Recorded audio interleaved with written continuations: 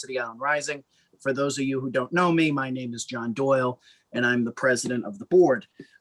We want to thank everybody for coming here tonight, and we want to thank everybody for caring about their community in all the different ways that we all do.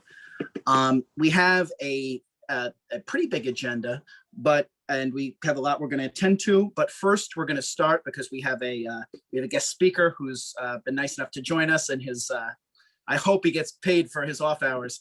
But Orlando Torres is here from the city's Human Rights Commission. So Orlando, we want to welcome you and thank you for coming. And I'm just going to say, to kind of introduce what's going on here, is City Island, like many other communities in the whole country right now, is having new dialogues and new conversations as they relate to, kind of making sure everybody's inclusive, making sure that we're building a more equitable future for our community and for the city at large, and making sure that people are respected and doing what we can to stamp out both bigotry and hatred in the world. And that's a big goal, but it also starts with little steps. And Orlando is actually going to give us a very informative presentation on bystander training, which he offered to do, and we really appreciate. And Orlando, I'm going to make you a co-host right now so you can share your screen. Great, thank you. Without further ado, thank you for coming, and take it away. Thank you so much, John. And thank you everyone for cutting out a little time in your meeting for me tonight. Hopefully some of you remember me from last month. I spoke for a couple of minutes just about the City Commission on Human Rights. But if you weren't there, just very quickly, the Commission on Human Rights is the city agency that's in charge of enforcing the city's human rights law. And every borough has what's called a community service center, which is essentially the borough office for the agency. And I'm the director of the Bronx Borough Office. And so I was connected to John through colleagues at the agency who I believe had worked with him previously. Was really happy to learn about your group, City Island Rising. And, as I do in every case, jumped at the chance to kind of interrupt your meeting and talk a little bit about city human rights. So tonight I'm going to give a much shorter version of the bystander intervention training that has been a very hot topic with the Commission on Human Rights over the past couple months, and really for the past couple of years, actually. But so, as John mentioned, stamping out bigotry and hatred is a humongous goal, right? But it all starts with those small steps. And local groups like you all really do that work better than any city agency or federal law or government could ever hope to imagine to do in local communities, right? So this presentation tonight will be shorter than the full bystander intervention workshop, and I believe we'll have a conversation about doing that full one maybe in the coming months with the same group, because that's like an hour and a half long training. This one is way shorter. I doubt I'll take even 20 minutes, depending on how many questions and comments we get at the end. But it really does, we really will talk some about those small steps that we can take when confronted with the difficult situations that have been arising in terms of discriminatory harassment on the street, the fighting and sometimes even shouting matches that can occur on the street based on protected class, which we're seeing way too often in the world and even in New York City nowadays. So that's what I'll kind of cover today, just kind of a general overview of that, some tips. I'll answer any questions folks have, and then hopefully we can have a much longer in-depth conversation about bystander intervention and the value of having folks trained and thinking about what to do in those tough situations. So without further ado, I'm going to share my presentation and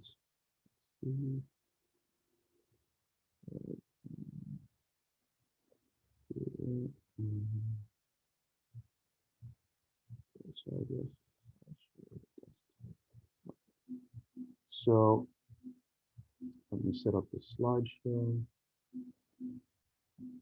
So my I'm from the New York City Commission on Human Rights, as I mentioned. Um, and so, as I mentioned, our agency is a city agency within local city government. So that means that our jurisdiction is just the 5 boroughs, right? New York State actually has a separate division of human rights that has a similar law, but our law, I do have to say, is a little bit stronger because it has more protected classes and just kind of covers more areas. And so we are charged with the enforcement of the New York City human rights law and with educating the public and encouraging positive community relations. We have 4 different kind of divisions that make up the structure of the commission. It's the Law Enforcement Bureau. Those are the lawyers.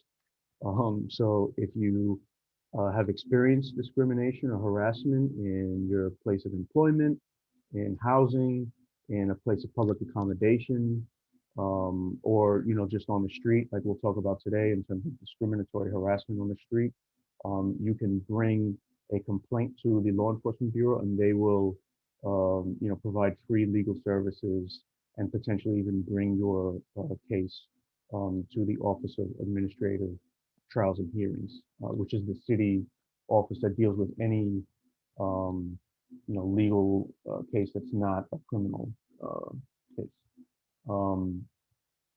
Then we have the Community Relations Bureau, which is the bureau that houses all of the 5 borough offices. So my office is under the CRB, the Community Relations Bureau, and we do the education and community engagement around the law, so people are aware that the human rights law exists and what it encompasses. And we do workshops like these year round. Then you have the Office of Mediation and Conflict Resolution. That's a much smaller division of the commission. They really only engage in parties who are already involved in a case and who have both expressed interest in, hashing out some or maybe even all of their conflicts with a separate mediator. And then you have the Office of the Chair, that is essentially the commissioner of the commission and the Board of Commissioners, who work with her to kind of draft policy. They're the ones who speak with City Council about what the law can and cannot enforce.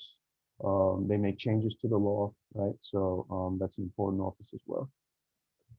And I guess I'll ask this quick question here. Can anyone just guess really quickly how many languages are spoken by staff at the commission? 50. I'm sorry? 50. 50. I wish. Not quite that high.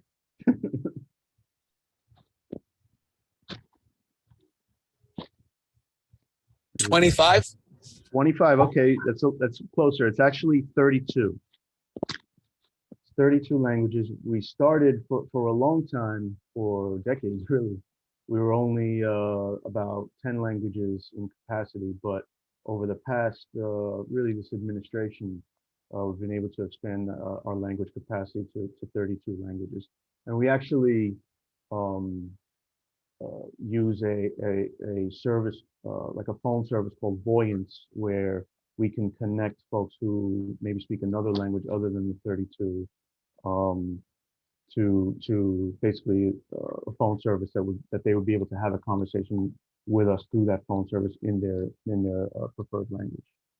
So, but 32 covers a lot of the city, obviously, and we're very happy to be able to provide that service for folks, because it's really important to be able to have folks as comfortable as possible when they're coming forth with any kind of complaint of harassment or discrimination, because there is some fear involved there. Right? So the human rights law is one of the most comprehensive civil rights laws in the nation. And what it does is prohibits discrimination in several areas. So those areas are in employment, in public accommodations, which are essentially any place outside of your home that provides a good or a service. It does not have to be publicly run, so to speak. So a privately owned restaurant or a bookstore, those are all places of public accommodation still, and they are under our jurisdiction. It also includes housing, both public and private, discriminatory harassment, otherwise known as street harassment, which is what we'll mostly be talking about now, bias-based profiling by law enforcement, and also retaliation in any of these other areas. So just for a quick example, if I am an employer and one of my employees were to bring a discrimination case against me in the place of employment, and I were to retaliate against that employee, once I find out that I'm being investigated, that is another case that they can bring against me of retaliation, right? So we cover that as well. So this very long list is a list of protected classes under our law.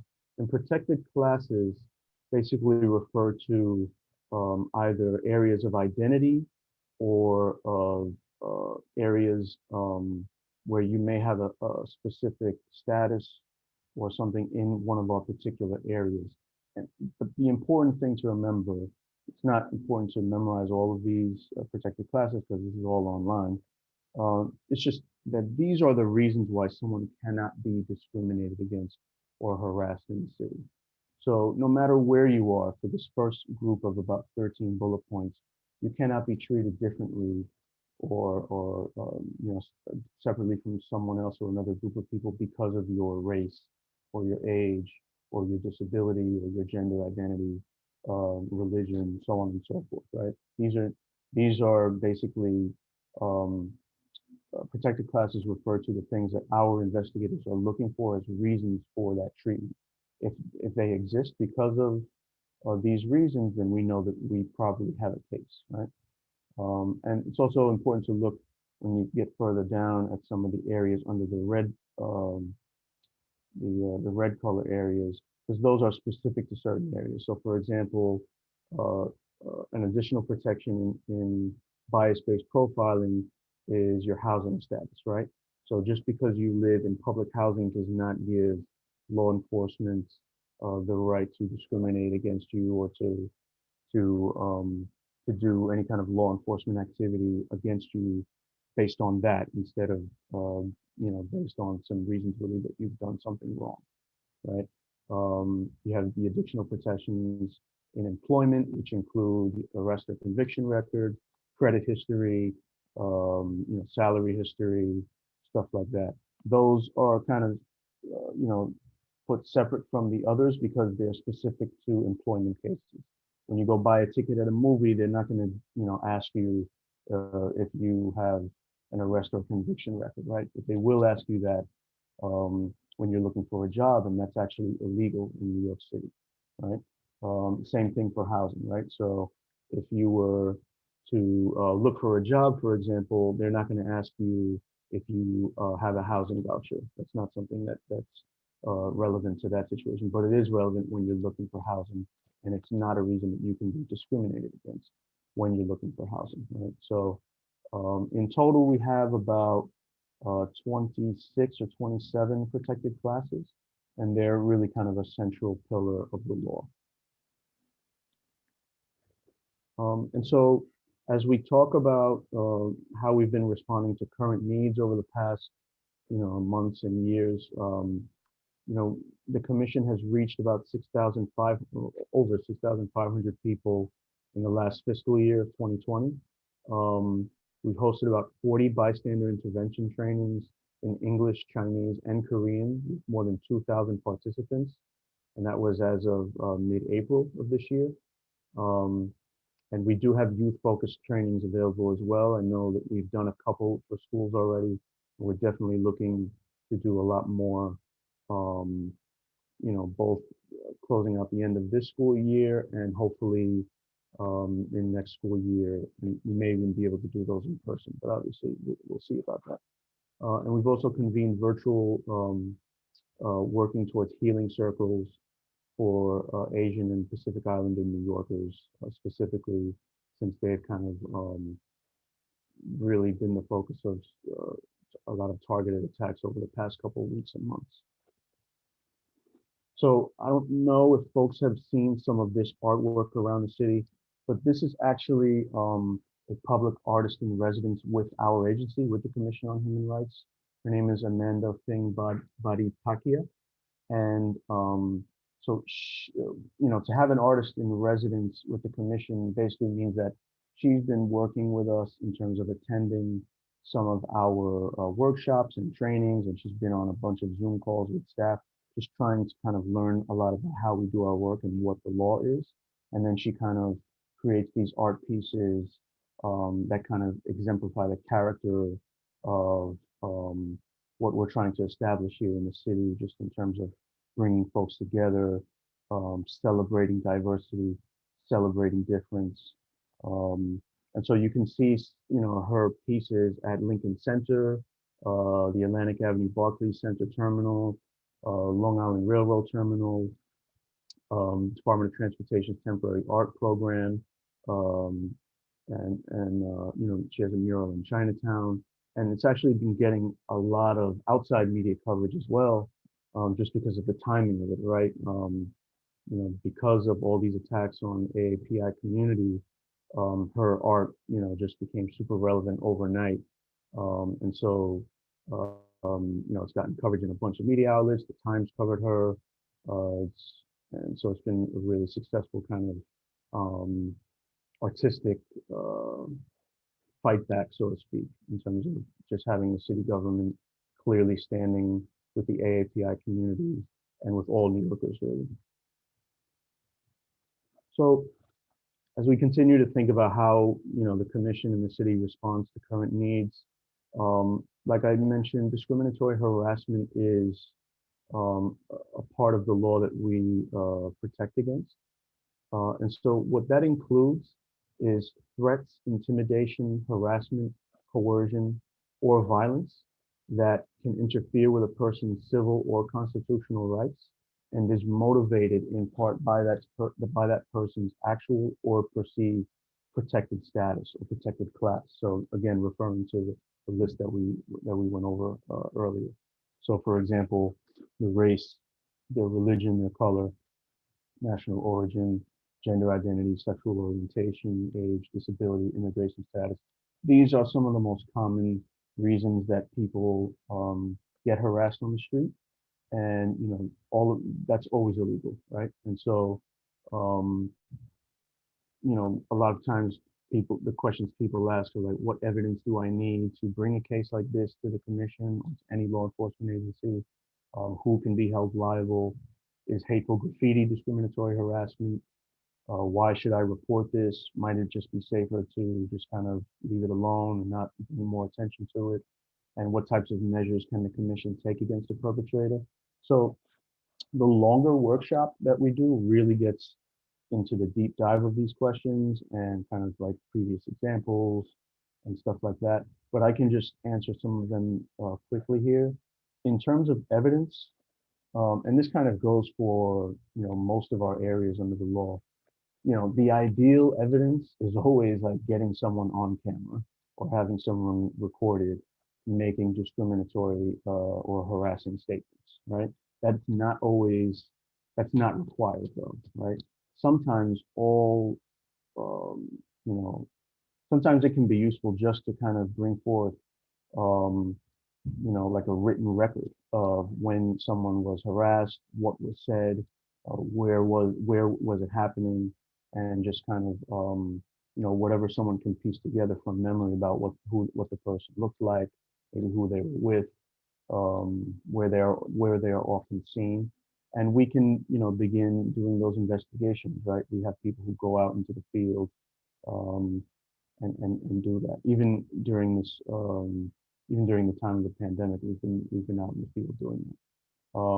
So, that's kind of the, we don't need a bunch of like tangible evidence, third parties confirming what someone's saying or anything like that. All that is very helpful, obviously, but each situation is different. And anytime anyone has the courage to come forth and bring something to our attention, we're going to work with them as much as possible to get as much information as we can that's relevant and do the best we can to figure out if that's the case that we can bring, to court and really help rectify the situation. As far as who can be liable for discriminatory harassment, that's basically anyone, right? There is no if they're violating the law in this way, where they are interfering with a person's civil or constitutional rights because of their protected class, they are not exempt for any other reason, no matter the job they have, how much money they have, anything like that. Anyone is essentially liable. Um, Hateful graffiti is discriminatory harassment, um, whether it's happening in a public space or just kind of maybe in a private space. Also, cyberbullying is considered discriminatory harassment, and it's also really easy to track patterns with that sometimes, since it's online. Not always, but many times it's actually easier for us to establish a pattern there. And so that is also considered discriminatory harassment. As far as why folks should report, um, you know, the obvious answer, is just that the more um, people report what's happening to them, the more attention it's going to get, not just from our agency, but from the city government, because we are mandated to report and count at the end of every fiscal year, and also at other points whenever we're asked by city council or the mayor's office. We're responsible for keeping track of these cases, and even keeping track of folks calling in and making complaints, even if in the end they don't wind up being substantiated. Those initial complaints are counted and tracked as well, and they're important. And so the less people call in and make complaints and kind of testify, so to speak, as to what they're experiencing, the less people are going to think it's a problem, right? And that becomes a big issue then when things do absolutely happen and people say, oh, well, this is not a big issue, maybe it's just a one-time thing. We need to be able to point to actual evidence and numbers on top of lived experience that says, no, this is not a one-time thing, this is a pattern, and we have to take real steps to address this stuff. And finally, in terms of the types of measures that the commission can take against the perpetrator, in terms of discriminatory harassment, most of the time what it looks like is if we can identify the person or group of people that's guilty of the harassment. Obviously, the first thing is always kind of an official warning and an official notice that you have been accused and are now being investigated for discriminatory harassment, that you're violating the law, right? And then beyond that, if it goes to trial, folks can get fined. We can't necessarily put people in jail.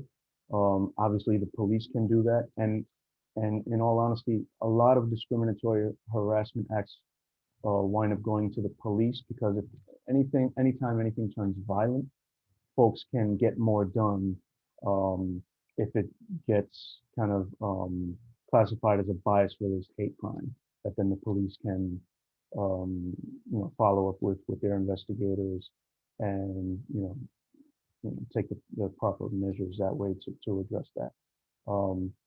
So it kind of, discriminatory harassment, when it turns violent, you can come to us, but the police will be able to do more, if that's what the victim wants to have done. Right?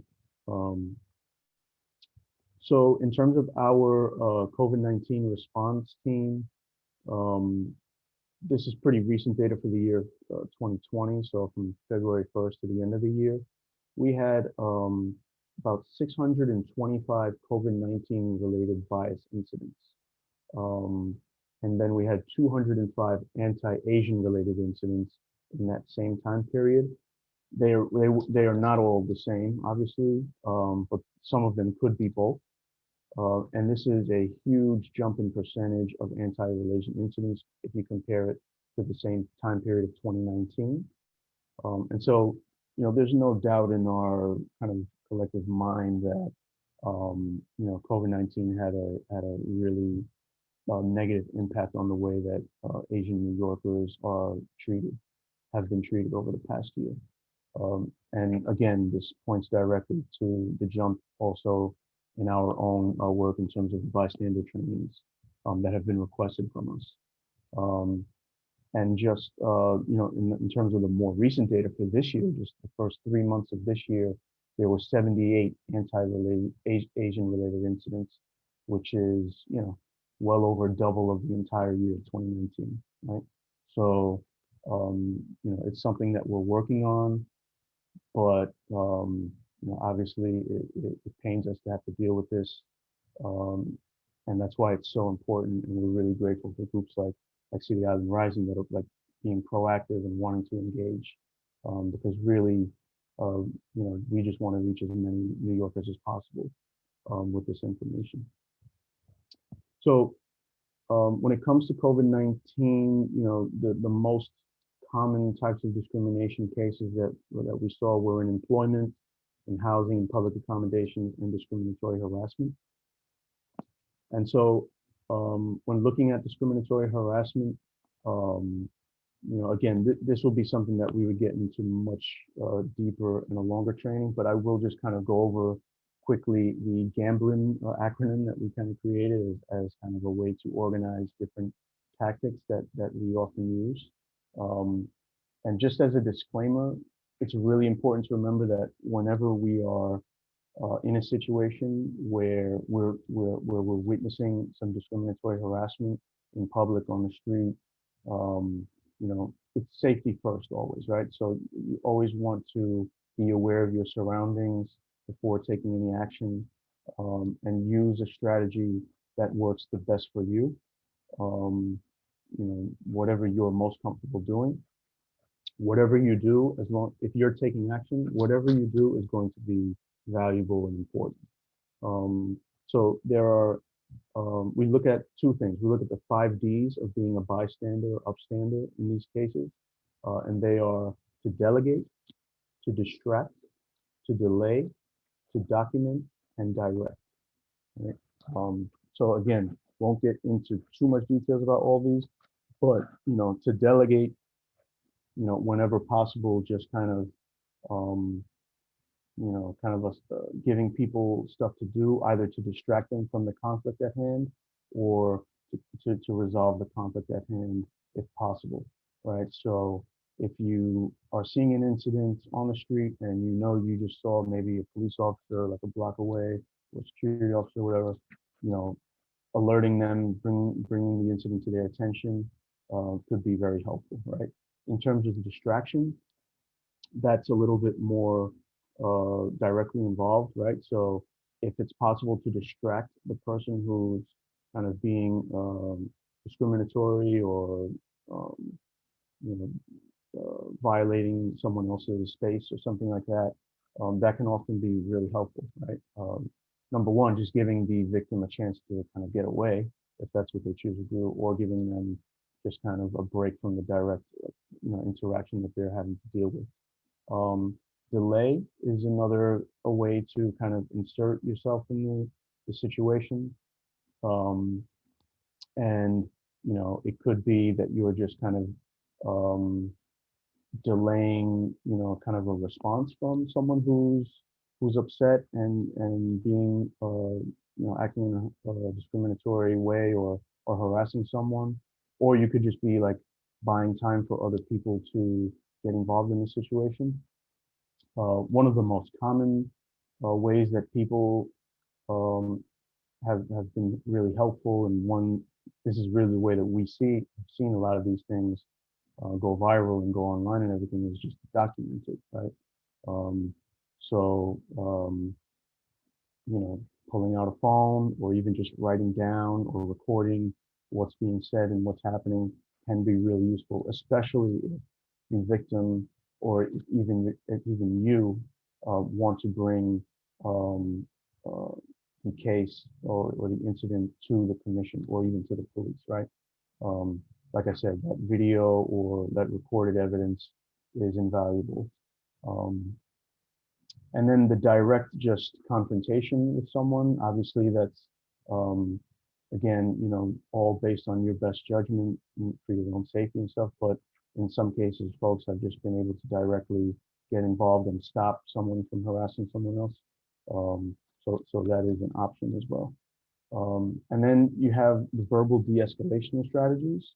and that's where the gambling acronym that we kind of created goes in. I will have to admit this isn't the cleanest acronym you've ever seen, um, just because that A is kind of the second word in the in terms of offering alternatives. But you know, it's what we kind of came up with along with two other groups that work on bystander intervention, which is the Hollaback Group and the Center for Anti-Violence Education. So the G is for getting to the we, and that just kind of refers to if you're in you know a conversation with someone who's acting in a discriminatory way, just kind of including yourself in their situation and you know including that word we in as many sentences as possible to kind of change the context of the them versus me you know idea, or us versus them or something like that, and just trying to introduce that idea of we can a lot of times de-escalate a situation. Offering alternatives to you know a verbal dispute or physical dispute is always you know ideal if you can have a conversation about what that can look like in the midst of it. You know that's always valuable. um, Match and lead to step it down, so that kind of refers to when someone is like yelling a lot or like really kind of high strung. You can see that they're boiling over a bit. Matching sometimes, and this again, this is based on your best judgment, but sometimes matching their volume and then bringing your own down can sometimes have that subconscious effect on them, where they'll also calm down and bring their volume down, and that can often be um, a way to de-escalate a verbal conflict that's kind of getting out of control. That can be a way to you know de-escalate that pretty quickly, but it takes some skill, right? Because you don't want to stay high once you match it. The key is to match it and then really quickly bring your tone and kind of intensity down, and see if that works. Then there's the broken record tactic, which is basically just to keep repeating the same statement over and over again until the person either gives up and leaves, or kind of starts responding to the statement. So that statement can look something like, you know, just like kind of like a read back of what you've observed so far. Maybe the reason why you're stepping in if you see something wrong. You know, even if it's just something like you kept yelling at this person, um, or you know this person hasn't done anything wrong. Even if you just say something like that, you know that can sometimes be effective if it's just repeated over and over again. Then there's the lose to win, which is kind of like losing the battle to win the war. And you know, I hate to use that kind of analogy, but winning the war in this sense is really just kind of making sure everyone stays safe at the end of the day, right? So if you have to engage and lose a verbal argument, or admit that you know something is wrong, or just say, okay, we'll leave. If that's what results in everyone being safe at the end of the day, sometimes it's worth it, right? Um, Always starting your statements with I, in terms of when you're talking about what you're seeing or observing, is important, because you don't want to because oftentimes the alternative what people get into is saying you a lot. And I'm talking about when they're talking to the person who's harassing. Constantly saying you is something that keeps someone's anxiety and kind of level of anger. It can maintain it when they keep hearing the word, you know, you directed at them, right? But if you're taking it off them and putting the attention on yourself as a bystander, that can sometimes be an effective way to bring the tension down. And then finally, the N for name that behavior, you know, can be really important just to kind of give the attacker in whatever sense it is, whether it's verbal or physical, give them, you know, kind of the outside view of what they look like, right? Naming their behavior. Sometimes someone is so upset about something, they're so blinded by, you know, their feelings at the moment, that hearing what they've done from the outside, from someone else who they weren't upset with before, can kind of wake them up, right? And so that can sometimes be an effective tactic as well. So just in wrapping up, this graph kind of explains in some detail what bringing a complaint to the commission can look like. There's the initial intake form you have to fill out. Between that intake form and a filing of a complaint, there's a conversation that you'll have with someone from the Legal Enforcement Bureau. If that complaint is filed, there will be an investigation where at the end, the complaint will either be withdrawn or there will be a determination of it, whether there's probable cause or not. If there is probable cause, that case can go to trial at the Office of Administrative Trial and Hearings, where there will be a report and recommendation, and then a final decision and order from the Commission's office. And then that decision can be appealed, at which case it would go back to the determination and there would be another trial. It's important for everyone to remember, if you don't remember anything else from tonight, always contact us. Even if you just think you experienced or witnessed discrimination, you don't have to be sure. You don't have to have a whole bunch of evidence. We're here to have that conversation with you to help you figure out, whether or not, that there could be a potential case there. And we'll work with you to think it through whether or not you believe it's worth, pursuing, right? So you can contact us by calling 311 and asking for human rights, or you can call our info line to reach us directly. And that number is 212-416-0197. I'm going to leave my contact information and that info line number in the chat box. So even when I jump off the meeting, it'll be there, and hopefully folks can write down and John can have it for future reference. And really, our website is a great resource for not just discriminatory harassment information, but all the other areas of our law, so housing, employment, which are the two really big ones. There's a bunch of brochures and frequently asked questions in a ton of different languages. There's a lot of legal guidance on the website. So I encourage everyone to check that out. That's nyc.gov/human rights. And I guess I will stop here. I've talked a lot and just having questions. Let me just share.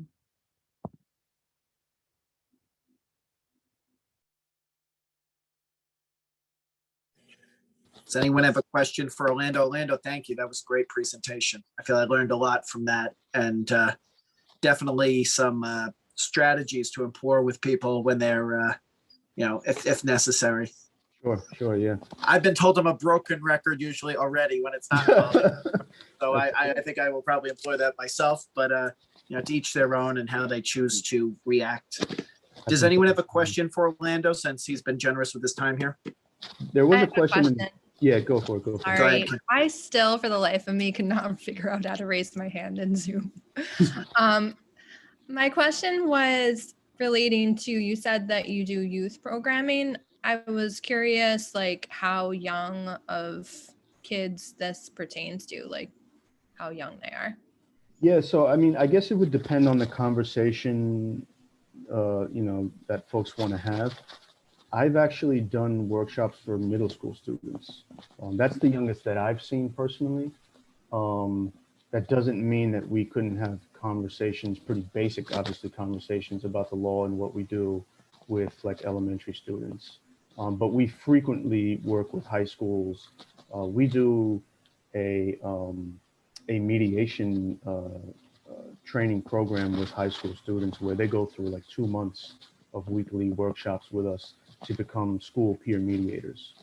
So that's kind of almost the highest level of engagement that the commission has with youth. But we also have a youth council that's kind of been working remotely over the past year, because they got created just when the pandemic hit. But they're figuring out what that youth work can look like too on a broader scale, and I can connect folks with the staff that kind of lead that work as well. But as far as the age group, I have personally experienced working with middle school students.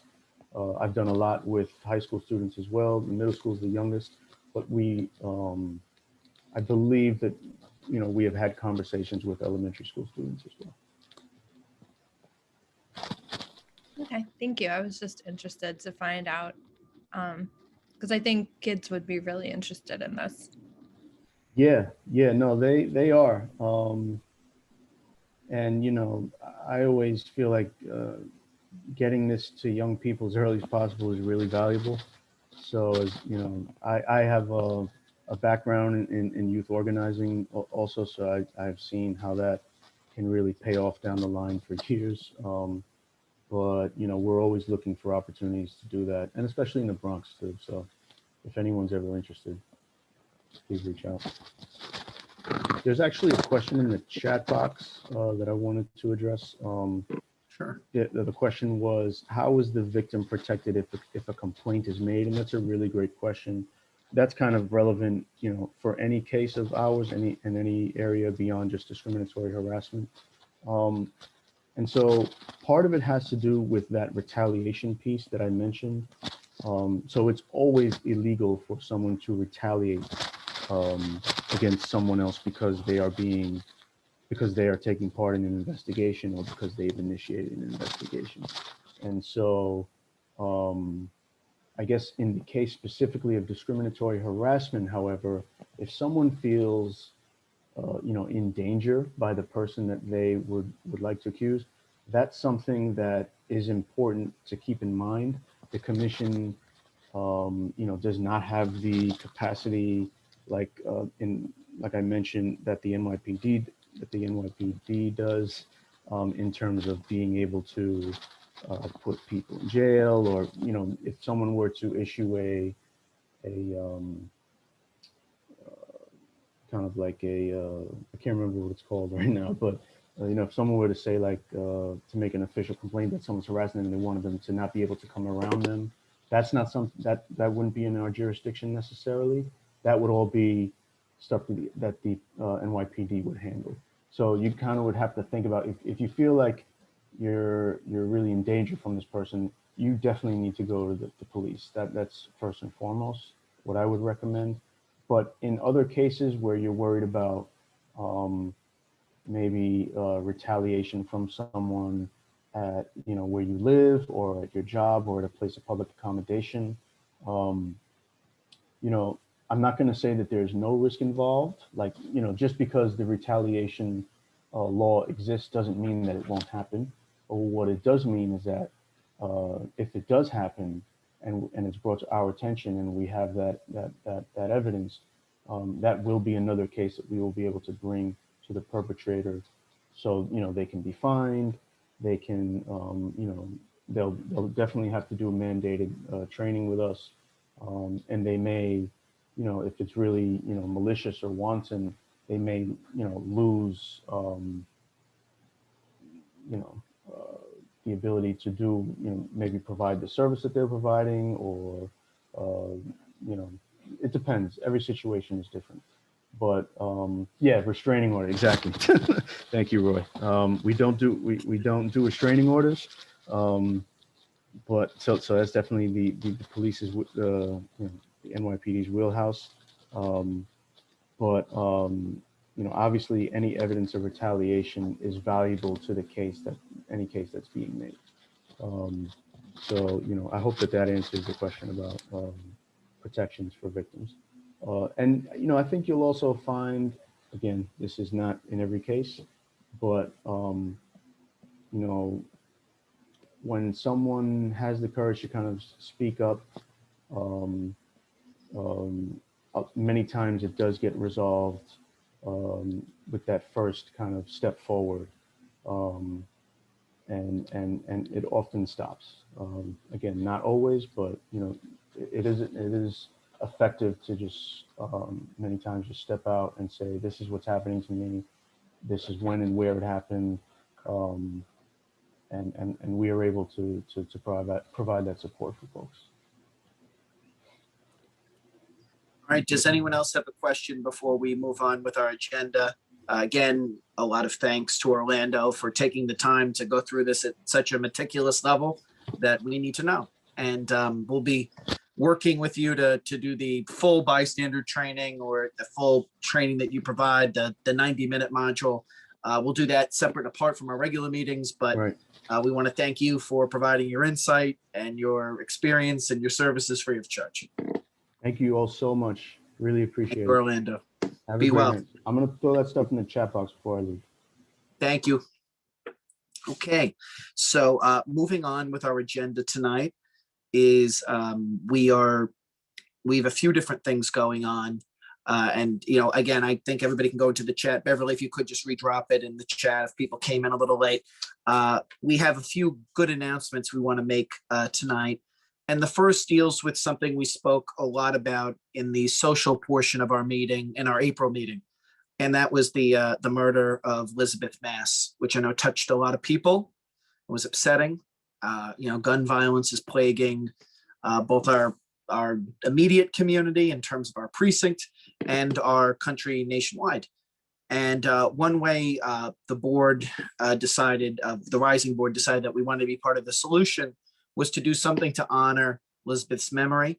And talking to people in the neighborhood and learning more about her, we discovered that she used to eat her lunch on many days in Bridge Park.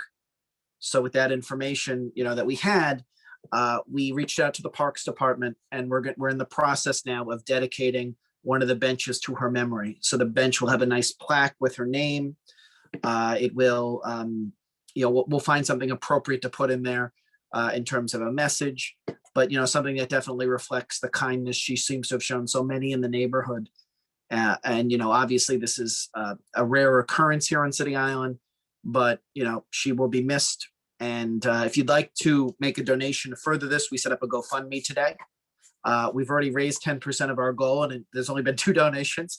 So if you'd like to go right to the, the link is in the agenda, and it will also be on our social media pages tonight.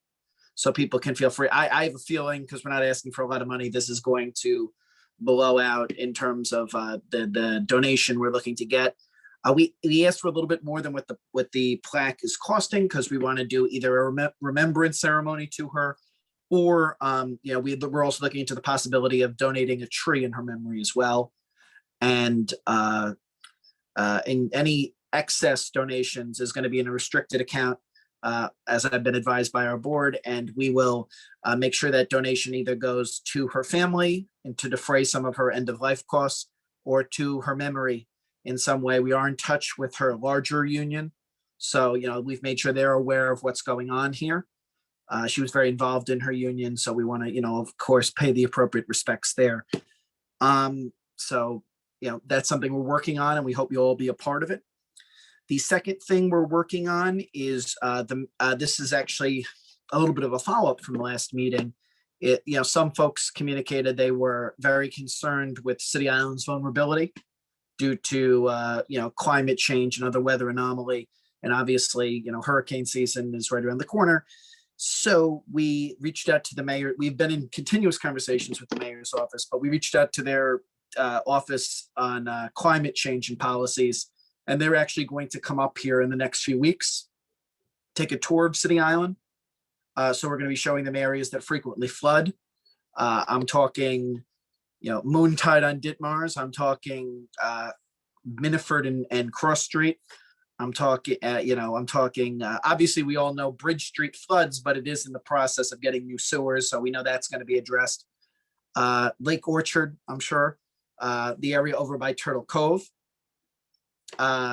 So I just want to make sure everybody is aware of these things. So if you have different sites in the community that you know are frequent, prone to flooding when it's just a natural, you know, regular rainstorm, please let us know, and we'll make sure those are part of the tour with the mayor's office. And again, we continue to catalog these things with Sea Grant New York, both David Diaz, who's on this call, and myself.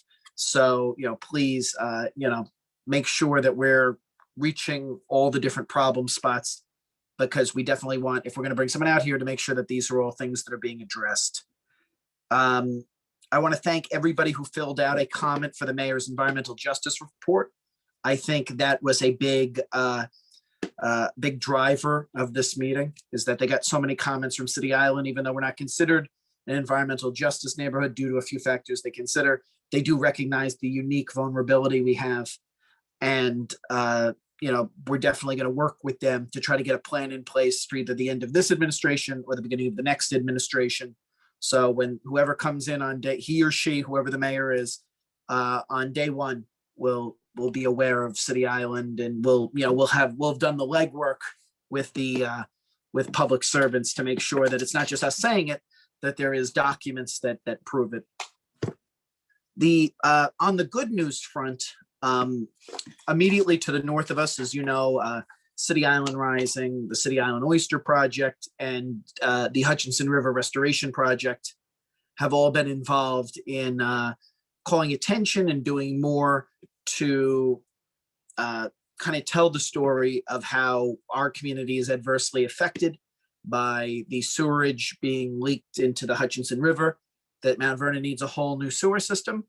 I'm pleased to inform you all that Jamal Bowman, who is the Congress member immediately north of us, he represents Co-op City, Wakefield area, and then goes up into Westchester. He is put in for funding for over $1 million to start the repairs in the Mount Vernon sewer system. So big step in the right direction. Our organization, all three of the organizations I just listed, all wrote to him at the advice of the Save the Sound Initiative, who we've also been working closely with in Riverkeeper. And so those repairs are, going to start moving somewhat forward. While $1 million sounds like a lot of money, it's going to cost tens of millions to fix the Mount Vernon sewer system. So this is the first step, but a meaningful first step. And even though he is not our representative in Congress, we're grateful to Representative Bowman for choosing this project, because we will, of course, be beneficiaries of improved water quality if the sewerage problem in Mount Vernon is alleviated. And then with our own congressional representative, some of us will be on a call tomorrow with Congresswoman Ocasio-Cortez's office. She has been having conversations with NOAA to see what can be done about barge removal, particularly the barge that sits between Pelham Bay, the Pelham Bay Bridge and the Hutchinson River Bridge. The Congresswoman was very interested in possibly submitting this project for funding for removal. Unfortunately, and not due to her fault at all, but just due to the way the city government works, it didn't work out for this year, but she's working on different strategies to try to address it going forward. And so we're grateful to the Congresswoman Ocasio-Cortez for her partnership with this group and for caring about the community. Beyond those things, that concludes my report. We have some upcoming events that we think are important for everyone to know about. The first is on June 9th. There's going to be a meeting. It's a virtual meeting like this one concerning Rodman's Neck. And I know in the last month, people have been really concerned with Rodman's Neck and what progress is taking place. Everything is still on according to schedule. That's what I need everybody to know.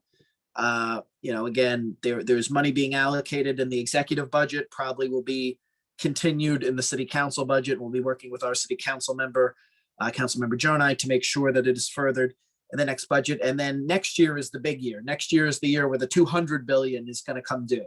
So that's the year really to watch. We're taking all the preliminary steps.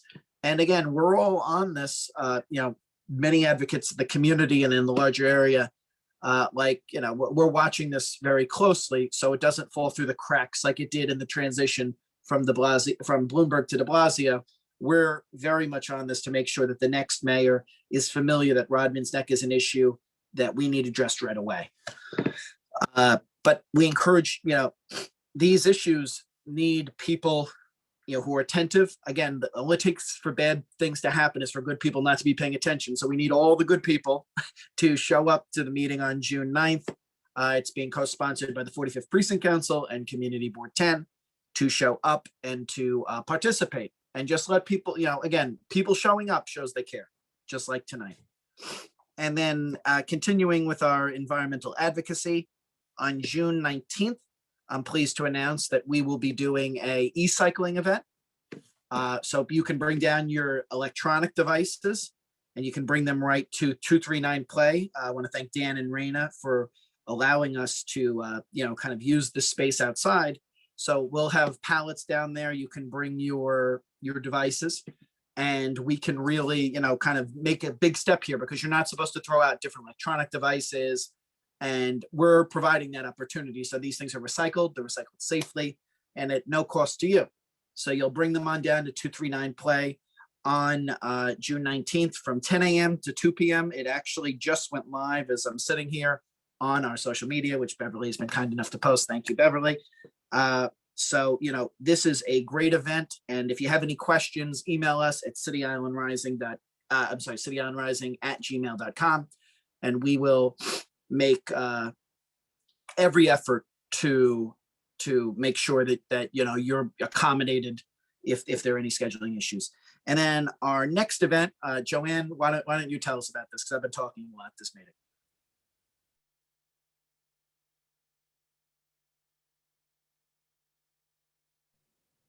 Joanne, you're on mute.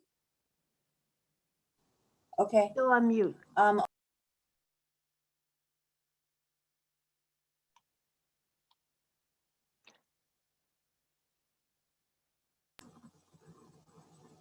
about now? Yes? Okay. Good. I'm sorry, I asked you unmute you as you unmuted yourself. So I'll take responsibility for that mute. Go ahead. Oh, okay. On June 26th, which is a Saturday from 10 to 4, Bronx Bound Books will be visiting City Island. That's a bookmobile, and it's available for children and adults. As of now, they're going to be following COVID protocol, and they're going to allow 4 people to go into the mobile at a time, and they could either buy a book or get a used book for free. We're also going to have bins within City Island where you can donate books. And what she does is she'll take the books and she recycles them, and then she distributes them again. But she also teaches children the importance of books and the importance of reading and distributing them. So right now we're still in the process of setting up the details. It will be on the corner of Hawkins Street where the Coffee Clipper is. So the flyer is done. We'll be distributing that. I'll do that by email and put it on all social media. And then we'll get the details in order. I have supposed to have a conversation with John, and we already received the permit. We're going to get other organizations involved, like we already spoke to PS 175, the PTA.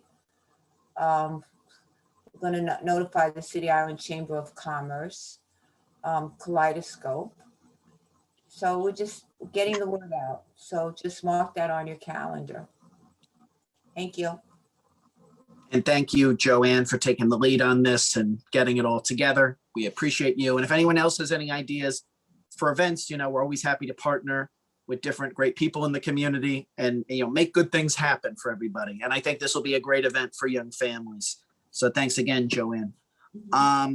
The next event we're going to have is we're going to be redoing our City of Water Day, where we go out there with our kayaks and our paddle boards and everything else and do a lap around the one side of City Island. So we encourage everybody to come out from that. I'm in talks right now with Captain Mike, so we can have a bunch of kayaks that can be there and rented at the time. So that should be a very nice event. And again, it's about bringing us access to the water. We're City Island. It's presumed that if you live here, you have some sort of access to the water, and we want to do things to promote that. We are still working on 2 events that we have yet to, I know we had put in our last agenda, we tentatively scheduled a neighborhood cleanup. We're still working to put that together. There's been a lot going on. So we're going to probably push that to either June or July. And then we're going to be doing something on the Climate and Community Investment Act. This is part of the New York Renews Coalition that we are a member of. And this is again to get funding to deal with frontline communities and get us some of the resiliency and infrastructure improvements that we really need. So we're going to be doing a rally. Wes Roundtree, who's an artist that everyone should be familiar with here on City Island. He does a lot of work in Cheryl Brinker's storefront. He is working on a nice banner for us. And we actually, through a few connections, we have a computer generated model where you're going to be able to put in your address and see, how 1 foot, 2 foot, 3 foot, 4 foot, up to 10 feet of sea level rise would affect your home, and how it has all the houses put in and everything. So it's really nice. My friend Brian Kometz did it for us, so I'm grateful to him. And it's we're going to be doing a rally where people can then see how it will affect them personally, and why the advocacy that we're working on, not just as City Island Rising level, but with, again, the Oyster Project, with the Hutchinson River Restoration Project, with Save the Sound, with Riverkeeper, with everyone working in a holistic fashion, that we're trying to address a need that has went unaddressed and still unmet. So we're working on that. And then finally, I want to thank, I think some of you have seen, for Teacher Appreciation Day, one of our board members, Teresa Cavity, did a really, really, really wonderful appreciation event with Clipper Coffee. They set up the truck outside of PS 175, and they had lots of different baked goods and coffee for the teachers as they went into work.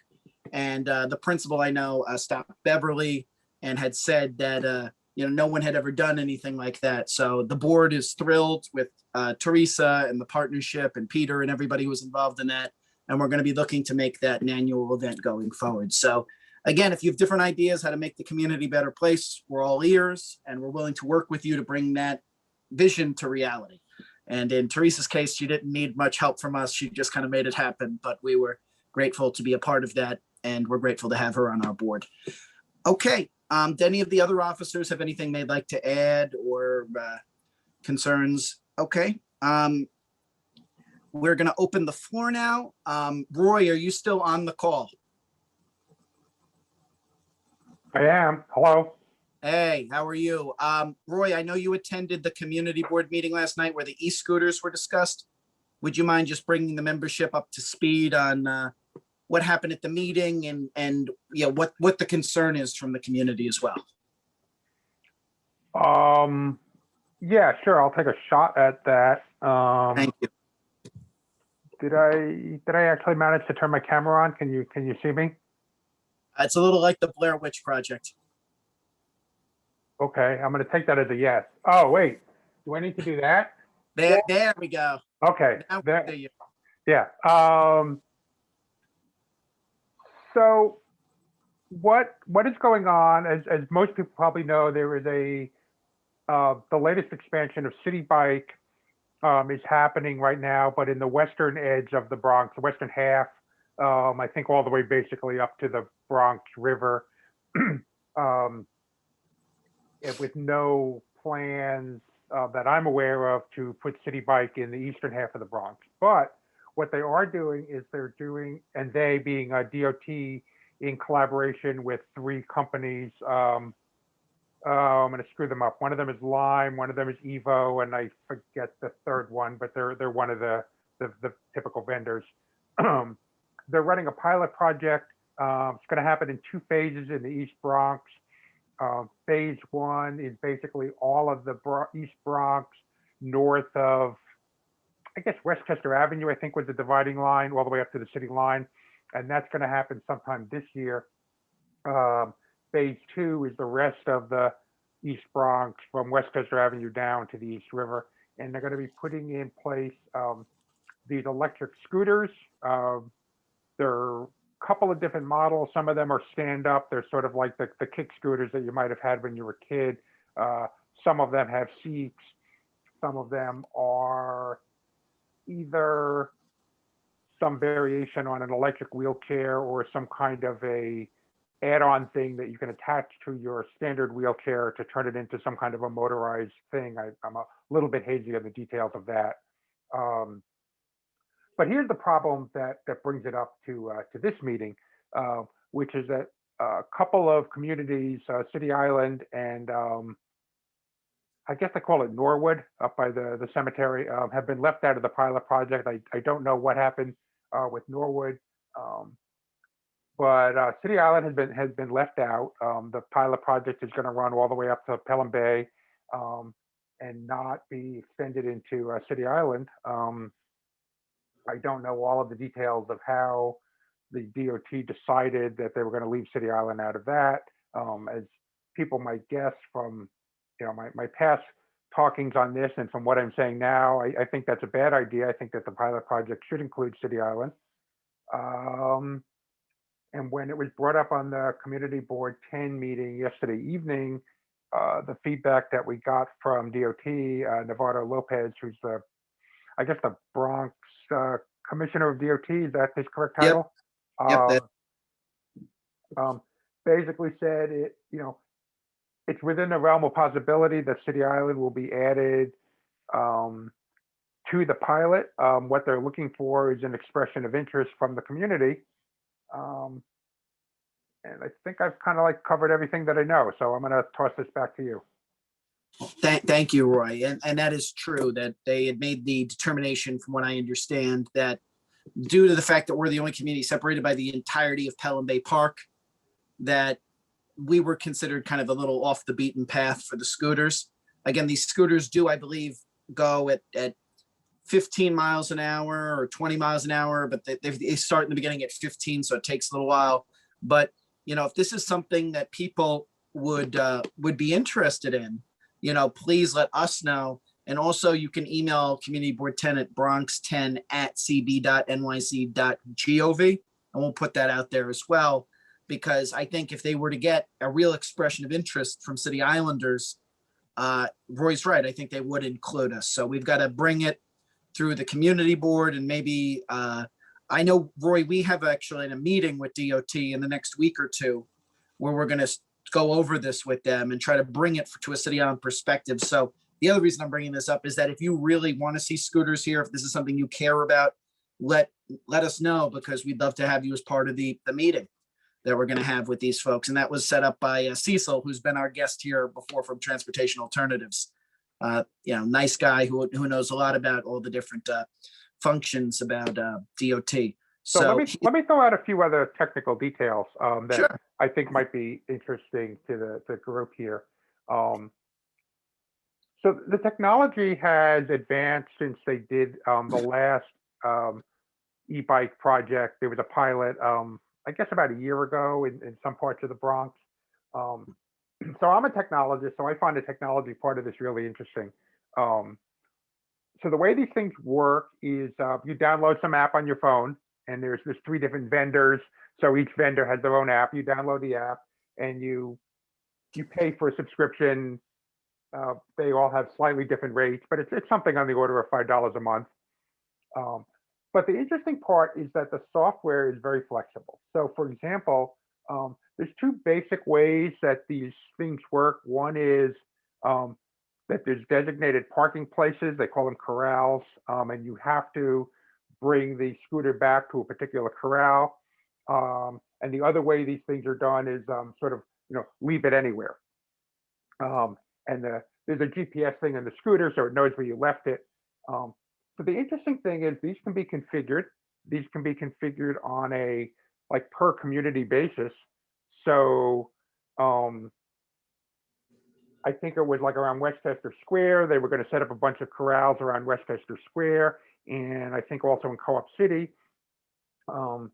They got some feedback, I guess, from the community in Co-op City, and they decided that Co-op City did not want the version of this where you could just leave the scooter anywhere. You have to have a specific corral, so that's what they're going to be setting up in Co-op City.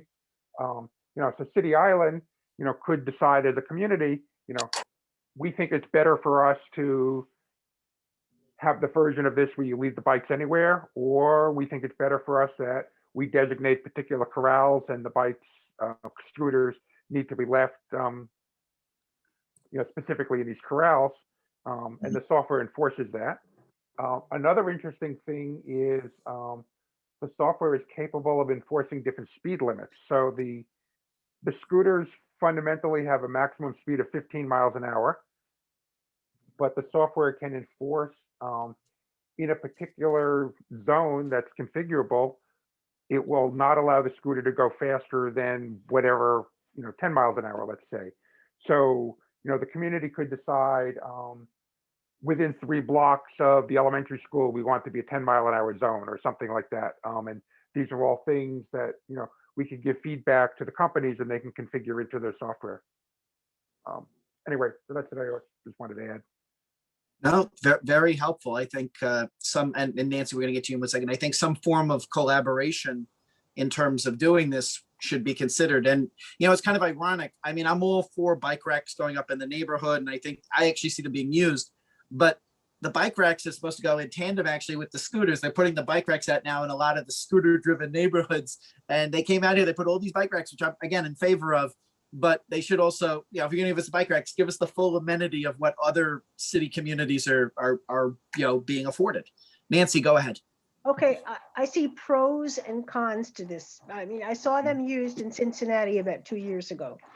And the pros are, I want to get from the 6 train home, and I don't want to wait for the bus because it's a day when there's a lot of traffic. So I can pick this up and bring it home. And to get people on and off the island without all the traffic we have, that's a great plus. The negative is, how do we enforce where they ride them? Because I walk on the bike path, and in Cincinnati, when I was walking on, the bike path by the Ohio River, on a Sunday, hordes of families, like practically running a little old lady right off the path. And I walk from here out to Orchard Beach and around other places. I don't want to be run off the path.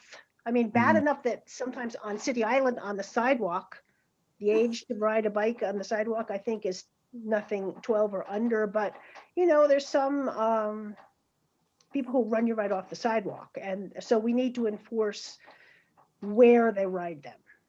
Let me address that a little bit. So as far as the law is concerned, these scooters, there's a bunch of different classes of these electric vehicles, but I'm going to talk specifically about the scooters that are part of this pilot project. They are basically classified the same as bicycles. So they're required to comply with the same rules that bicycles comply with, which are that bicycles are not allowed on the sidewalk, except with the narrow exception that you mentioned, kids under 12 are allowed to ride on the sidewalk. They have to ride in the street or designated bike paths. The issue that you bring up is certainly an issue. The software is not, as far as I know, going to be able to police, that 10 people get on scooters and go take over the bike path. This is the same. I'm not trying to minimize the issue, but this problem exists with bicycles as well. I mean, sometimes you get a horde of young kids that get on their bikes and they go doing wheelies down the bike path and whatever, and it's all great fun. But if you're trying to walk down the bike path, I can certainly see how this is an issue. Yvette, anyway, you but also had a question, But right? in Cincinnati, they were great within the city because I had that last time I was there, it was a meeting there, a week-long meeting. And in the city, I saw people use them and it was really great because it alleviates traffic. So Yeah. But one of the things about this is that it is very much a pilot project. And the idea is to get these things out into the real world, learn more about how they work, how the community accepts them. So all the issues that you're raising are certainly things that will be, fed back into after the pilot is over. How do we build, what's the next generation of the production rollout going to be? How are we going to regulate it? How are we going to, what regulations, rules need to be, grown up around this kind of stuff. But that is very much the point of the pilot project, is to learn more about the technology for the city and the communities, to learn more about the project. I'm sorry, to learn more about the technology. Yeah, and you know, I think there's going to be, Nancy, some level of enforcement, you know, because they're looking to put these, as Roy said, out in Westchester Square, in other communities. So your point is well taken. And you know, let's again, this is the beginning of a dialogue. This is not the be all and end all of meetings, but we're going to talk to them, and maybe I wrote down your concerns about, you know, kind of enforcement, and I will try to get an answer for that when we're on the call, and I'll get back to you. Okay. So that's But fair. But I Yvette, think one of the important parts about being part of the pilot project is, you know, it may turn out that City Island has needs or desires that are different from the rest of the Bronx communities. And if we are not part of the pilot project, we don't get the chance to feed our concerns back into DOT, you know, to Mhm, figure out what the next generation of this is going to be like. good point. Right. The very patient Yvette Martinez. Yeah, this is the first I hear of the scooter. I've been so busy, I haven't been a part of the meetings, but is the City Island have the capacity? I mean, it's just another added thing. I was just curious, is it, you know, based on the roads? I mean, I drive on and off the island and the Oh roads yeah. go, and just to add scooters, and are they gonna mandate helmets or? Yep, you get a helmet when you go on. Actually, they've been doing a lot of demonstrations with them. Everybody, you see all the political people wearing helmets and everything.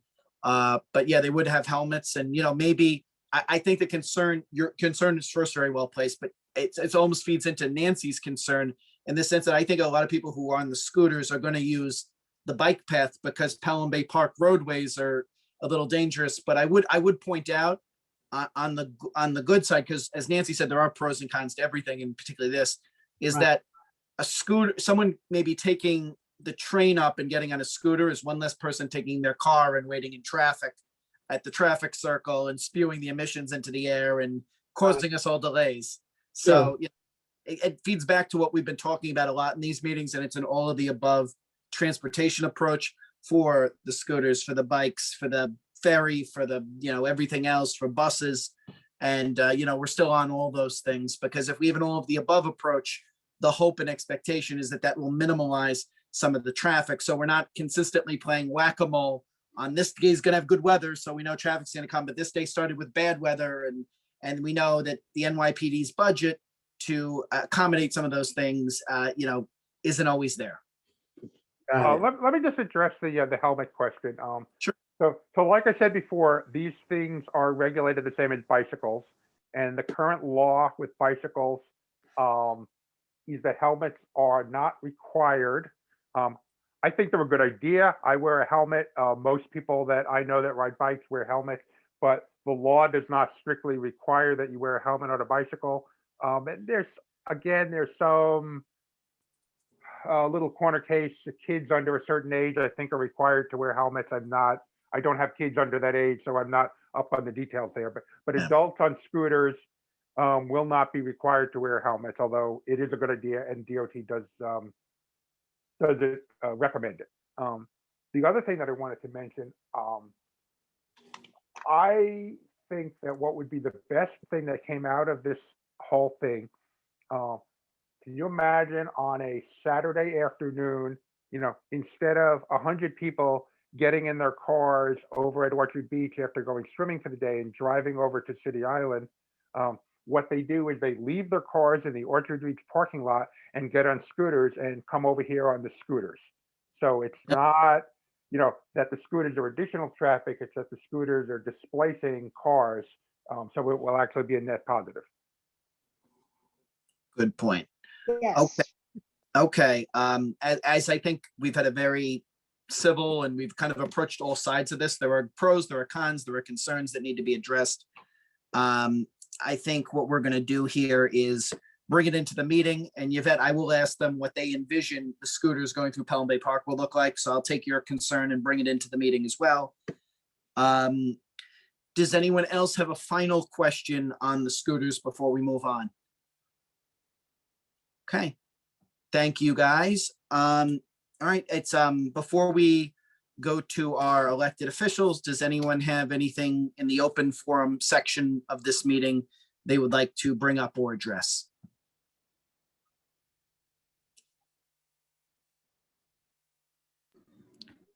I just want to bring up that there have not been any improvements to our crosswalks. I think they might have gotten worse. You're talking about the little bowling pins that get knocked over every week? Yes. Okay. The crosswalks themselves are not like crosswalks generally have like white lines on them. Mhm. Yeah. And everybody kind of knows what a crosswalk looks like, right? Ours don't look that way. They just look like nothing. And very frequently, the crosswalk sign itself blocks the view of people standing at the crosswalk trying to cross.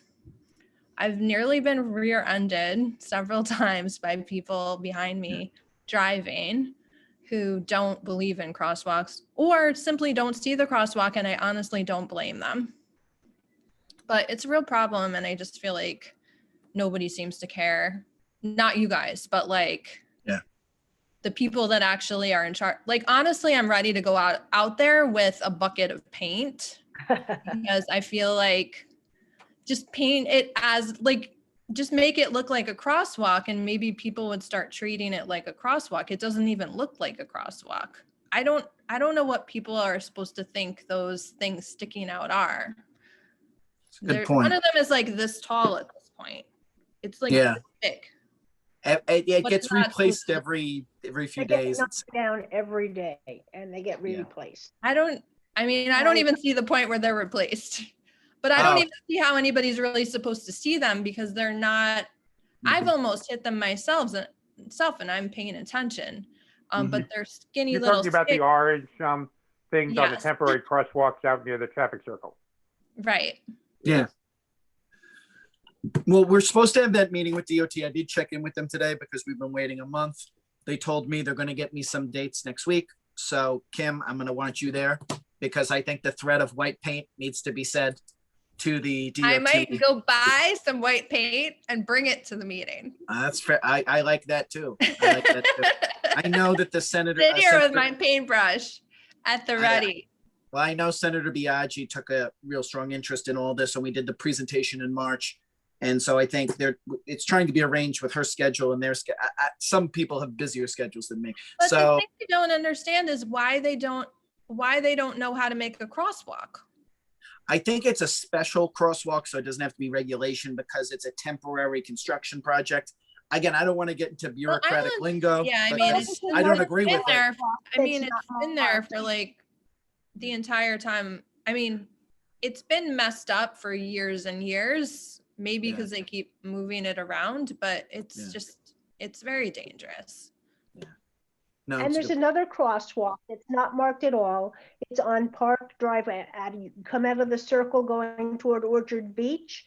And that's a crosswalk to cross over toward Turtle Cove because Yep. it's a bike path and a crosswalk. It's not painted at all. I noticed I said that to Felix today when we were driving home. from Yep, Orchard it's a Beach. mess. Not marked. It's Yeah, not the painted. whole park, really, the crossing situation is questionable. Because And there's that's- things that like used to be crosswalks, or maybe I don't know what they Well, are, but somebody has to make it so Yeah. that you can get from one side of the street to the other in the park without just like running or waiting. Right. Well, that was in our presentation. That was in the presentation. That was in the letter we put forward. And that's a bullet point on the larger meeting we need to have about park safety. So I agree with you both. Let's bring it to them. I'm just So complaining. I'm sorry. no, not. You're not. It's You're not. like It's irritates not really. me. It's a valid complaint. It's a valid concern. And I know Nancy shares it and other people. Beverly, I saw you jump in there. Did you have anything you wanted to say? No, I was just seconding the unsafety. And Kim, you had mentioned when you slow down for people in the crosswalk and get rear-ended. The other day I was slowing down to let somebody cross, and somebody decided that what they needed to do was to whip around me, which is so dangerous for those poor people trying to cross. I've been that poor people trying to cross sometimes. It's a lot more visibility needs to be brought to those crossings for sure. So I could actually add a few things on that because I've done a bunch of research recently about crosswalks and all this kind of stuff. So one of the interesting things that I've learned is those plastic bollards that get broken off all the time. They are actually intentionally designed to get broken off. And the issue there is that the way those bollards are put in place, they do not leave lanes that are wide enough for emergency vehicles to get through. So the bollards are intentionally designed that if a fire truck needs to get through there, they just drive right over the bollards and break them off. So that's kind of one of the reasons that there's not a more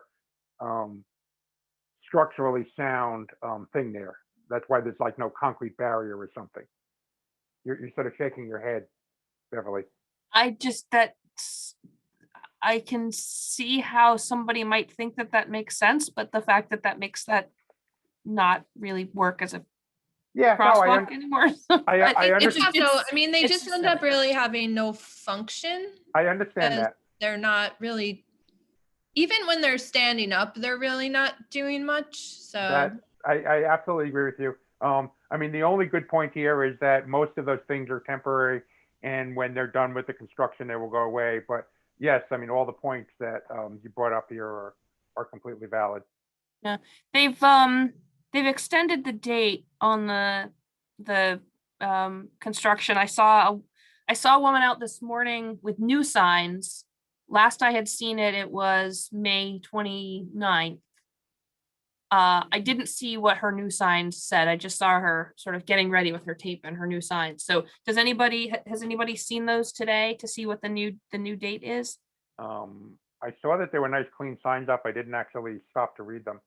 Oh, which sign is this? The speed limit sign? No. So, the temporary paper signs that are supposed to tell us when the detour is going to be done. They've extended that predictably. They've put up new signs to extend the date and extend the date. The last I saw was May 29th, but then I saw the woman getting ready to put up new signs. Yeah. So I don't know what the date is. I mean, I it's certainly not their fault.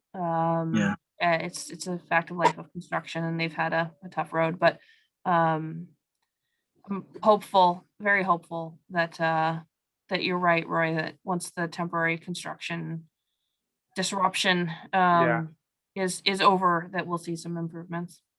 And the other thing that I personally find extraordinarily frustrating, and I'm sure that you will also find frustrating, but nonetheless, it's good to know the source of the frustration instead of just sort of being frustrated for no good reason.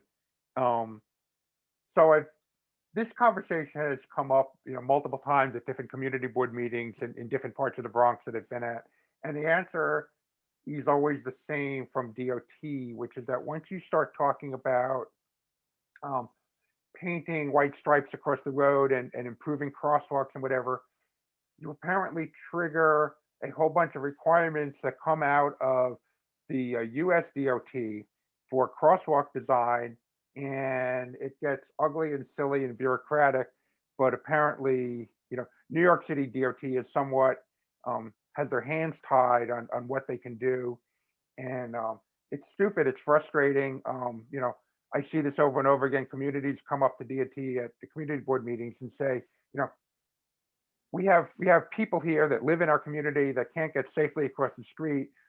It would improve everybody's life if you could just paint some lines on the road saying this is a crosswalk. And DOT goes off into this explanation of why they can't do that. So Yeah. I don't like it. I don't agree with it, but at least understand that that's where it comes from.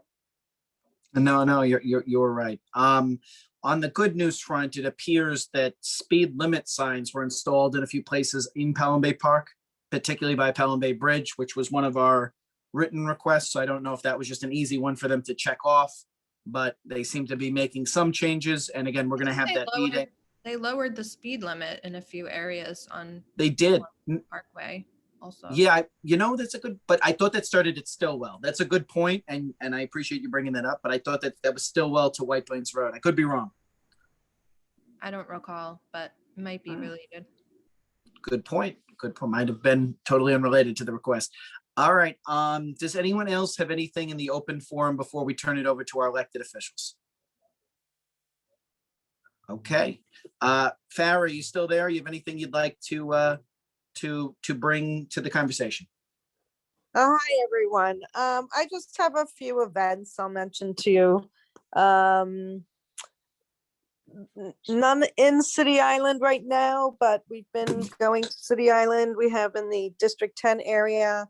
This Saturday, we're doing a shredding event by Keene Square, Westchester Avenue and Hobart Avenue from 1 to 4. Then on the following Saturday, May 22nd, by 1 Adi Drive by Edgewater Fire Department, we're doing our pet food giveaway again. So any of you who have pets who would like to get a bag of dog food or cat food, please come stop by. They're 16-pound bags. We'll be there from 12 to 4. And I also want to mention that we have been giving away free tickets to a great exhibit at the New York Botanical Gardens for Thursday, May 20th. We still have some tickets for the 4 o'clock time. And if you'd like one, you can just call our office to reserve. I went there this weekend. It was really vibrant and fun, and I highly recommend it. There's cool sculptures all over the gardens. It's called the Kusama exhibit. And also coming up in August, we have started our concert series up again. So we will be having a tribute to Pepe Cardona in August with Alive and Kicking in City Island. So we're excited to be bringing concerts back to the area. If you have any questions, just let me know, and otherwise have a good night. Thank you, Farah. Does anyone have any questions for the council member, for Farah or the council member's office? Okay. Does anyone have anything else? Oh, one last thing. From the last meeting, we had written our elected officials asking for them to sign on to legislation. As you know, the speed camera that's on the avenue only goes from 6 a.m. to 10 p.m. That's state statute, so it's the state elected officials. They have gotten on board with that legislation, and there is now a companion bill in both houses. So in our own little way, we're effectuating change. And hopefully if that camera would go 24/7, there'd be less drag racing in the middle of the night on City Island Avenue, which I'm actually surprised that the meeting has not been interrupted, because I've heard a few motorcycles zip by as we've been having this meeting, but I guess I've been very good about my mute today.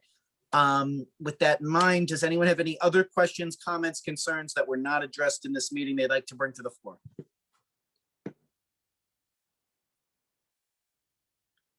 Okay, without any further ado, then I want to thank everybody for coming out. I want to thank Orlando Torres for being our guest.